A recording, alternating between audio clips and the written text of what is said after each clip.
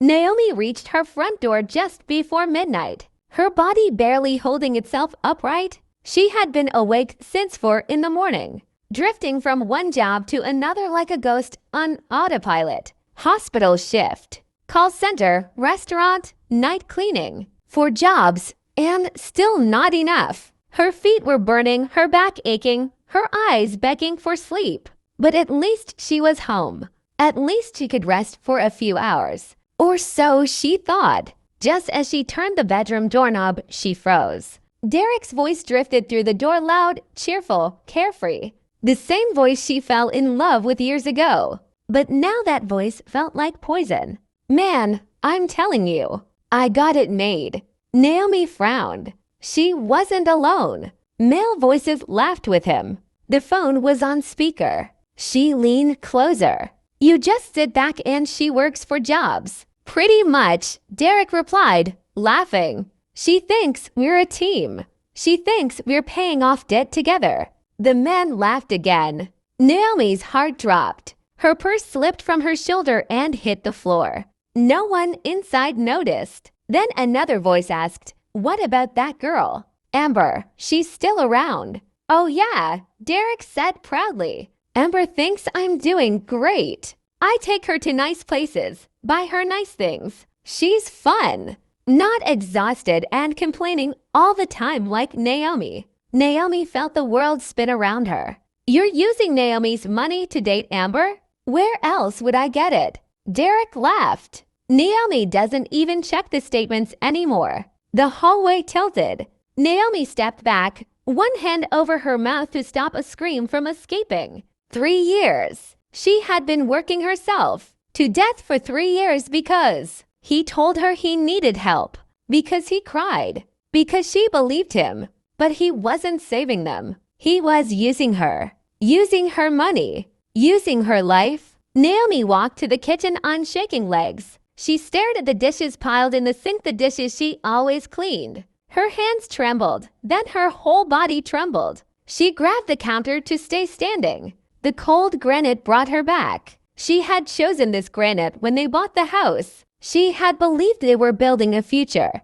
But Derek was building a prison. Her phone buzzed. A message from the hospital. Can you work an extra shift tomorrow? She had worked 6 days straight. She could barely breathe. But her first instinct was to say yes, because she needed the money. His money. His debts. No. The word exploded inside her. She wasn't doing this anymore.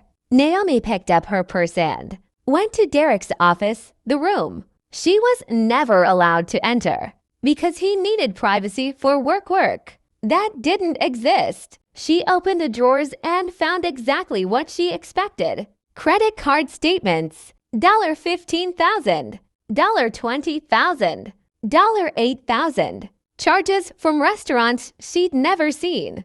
Jewelry she'd never touched. Hotels she'd never slept in. Amber. Her exhaustion evaporated. Naomi took photos of every document, every receipt. Her hands were steady now. Her mind was sharp. She wasn't tired anymore. She was awake. She went to the guest bathroom, locked the door, and opened her banking app. The joint account had $800 her paycheck. Derek had already moved $600 to his personal account again. It wasn't just betrayal. It was theft. She searched for a divorce lawyer, found one, wrote the email, deleted it, wrote it again. At 4 a.m., she finally pressed send. The next morning, she dressed for work. But instead of the hospital, she went to the lawyer's office. She sat in the waiting room, heart pounding. When she told Patricia everything from the 4 jobs to the gambling, to Amber, to the stolen money, the lawyer looked directly at her and said, "None of this is your fault, and you're in a better position than you think." Naomi didn't believe her at first. How could she? She had been drowning for so long. But then Patricia said the words Naomi never expected to hear. If you didn't sign any loan documents, these debts aren't yours. They're his. And if he used your money to fund an affair, that's financial infidelity.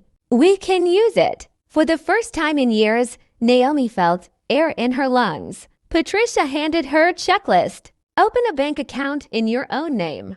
Move your income.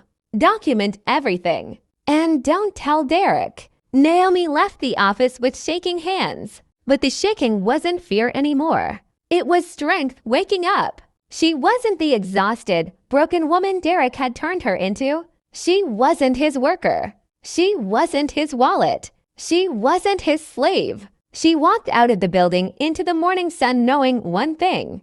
Derek's laughter was about to end, and Naomi was finally going to take her life back.